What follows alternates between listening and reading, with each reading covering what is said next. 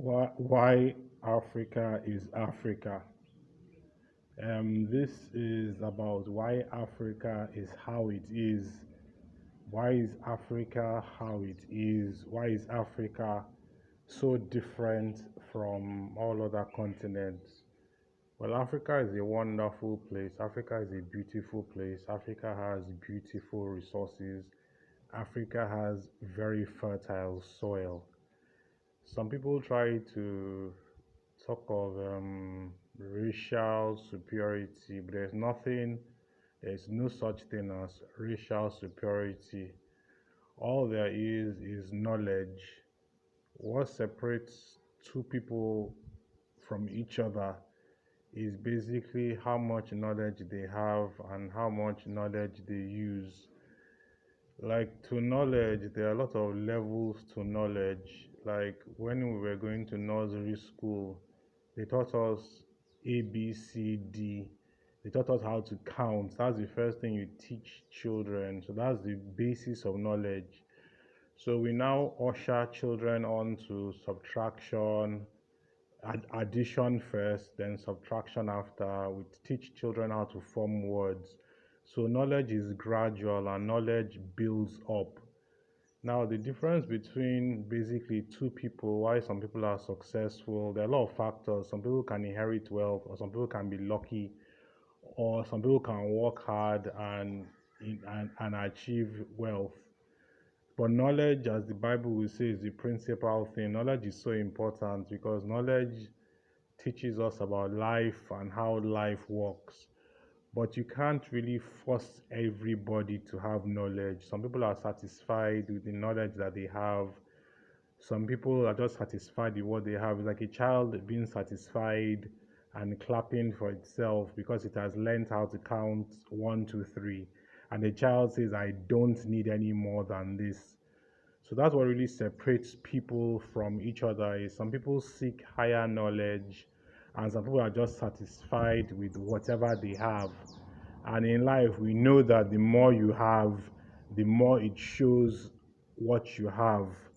Like if you plant a banana, if you are content with just planting one banana tree, you would have banana. But the man who is not content with one banana tree can plant 100 banana trees, and every day people can say, wow, this man has a lot of banana because he invested in banana. So that's the same thing with knowledge.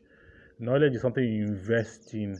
So you look at countries that are scientifically developed, you look at how much they spend on research, you look at how much they spend reading books, you look at how much they spend on education. That's what really separates countries is their investment. Investment in knowledge, investment in education, and that's what really separates people. How much you are willing to invest. You might not go to school, but if you invest time in thinking, if you invest time in remembering what people teach you, like I know a man who is very knowledgeable and very educated, and he has never gone to school because he remembers every single thing his father taught him. He remembers every single story people tell him. So he remembers a lot, so he thinks a lot. And because he thinks a lot, it shows in his behavior. He thinks a lot. He doesn't go to school, but it shows in his behavior because he's very receptive to things and he's interested in updating his mind. So that's basically the same thing with development. If Africa is not developing, it's because a large portion of Africans are content with what they have. A lot of people are content with the life they have. A lot of people have, I think there's some research on what African youth do, what they spend their time doing on the internet. And you find out most Africans are on the internet for social media purposes, to see their friends, to laugh. Where Google, they don't really spend so much time on Google, which would help their knowledge base. So there's nothing like racial superiority. Racial superiority doesn't exist. What you have is just knowledge based issues. And you find out a lot of countries, a lot of people in countries behave in similar manners because if you come from a family, what your father tells you, you might not do it, but that remains in your upbringing and your consciousness. So countries are like that. So you see people in some certain countries behaving in some certain manners because environment matters a lot. China wasn't so developed in the 50s, but China's leadership has pushed their people into a direction of productivity. So leadership also matters, but if you don't have good leaders, individuals have to rise up to the occasion to get what they want. They have to rise up and work hard to get what they want. So Africa's level of development has nothing to do with racial superiority or racial inferiority. Is just an environmental factor. It's an environmental factors of what leaders have taught, what societies have taught over a long period of time, and most people just accept that to be how it is. So you have countries, not every country has gone to space. In the Americans, the Chinese, the Indians, I think Italians have gone to space. It's not every country is vying to go to space, and these are all countries in the northern hemisphere. Some countries are interested in going to space, others are not. And you find out when it comes to producing cars, it's not every European country produces cars. Some are not. So you can even see, even among Europeans and Caucasians, there is a difference in technological advancement. Some are more concerned about being more technological advanced, and some are not. So that's basically how it is. But if Africa is how it is because Africans, a large portion of African governments are content with being where they are. There's a contentment with how we are. Maybe they're content with the level of corruption, they're content with the level of development. But when you have a leader that is not content, like I think where I live in Lagos. Lagos was once very dirty, but Lagos had a governor called Fashola who wanted to beautify the place. And basically, we saw what he did with Lagos. Lagos became from one of the dirtiest cities in the world to one of the most beautiful and orderly. That's because the leader wanted to be like that.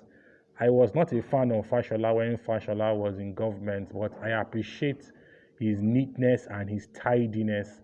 And every time I want to tidy my yard, I always remember, if this man could have done it, if this government could have done it all over Lagos State, why can't I do it in my yard? Every time, so that's what that government has put in me. So you find out most people behave in a certain manner based on their environment and what they see in their environment. So Africa's level of development or level of lack of development stems from just contentment or just not knowing where they are or how to get to where they are. It has nothing to do with racial inferiority.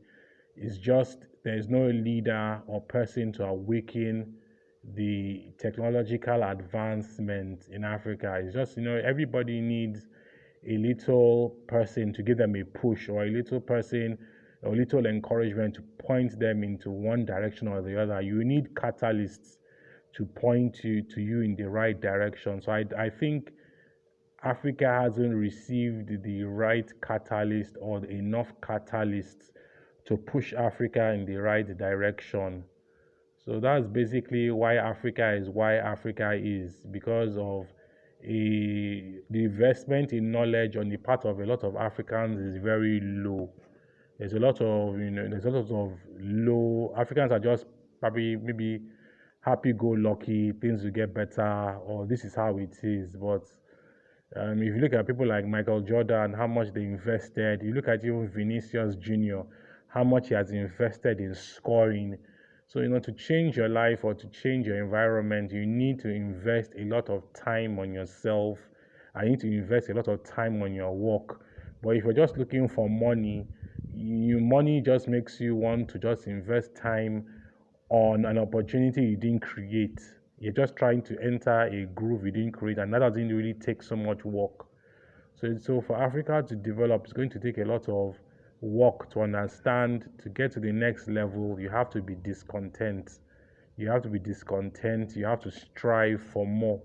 So Africa's level of lack of development, lack of technological development. Africans have done very well in some other areas, but and you have some Western countries that don't necessarily believe in spirituality, or they don't believe in um, things of that nature, morality, because they haven't invested time in those areas. There's a saying that if you want to hide something from an African, put it in a book. But the same thing runs true with people from the northern hemisphere. If you want to hide knowledge, put it in the Bible. So basically, a lot of people won't read their Bibles, just like Africans have a tendency not to want to read books. So we have so it's like a general problem. People don't really want to read or strive. They think, oh, I have enough. It's all hocus pocus. I don't believe in that. Like if you tell some African people that, oh, this is how you do it, or you tell some companies, we've seen companies fall and who were told do it this way. They say this is how we've been doing it for the last 20 years. Android comes in, wipes those companies away, wipes those operating systems away. So that's just basically how life is. To really enjoy the most of life, you really have to be discontent about your knowledge base, your knowledge, your working ability. Then that way, you will be able to strive for more. So if Africa is how it is, it's because Africans are content being where they are.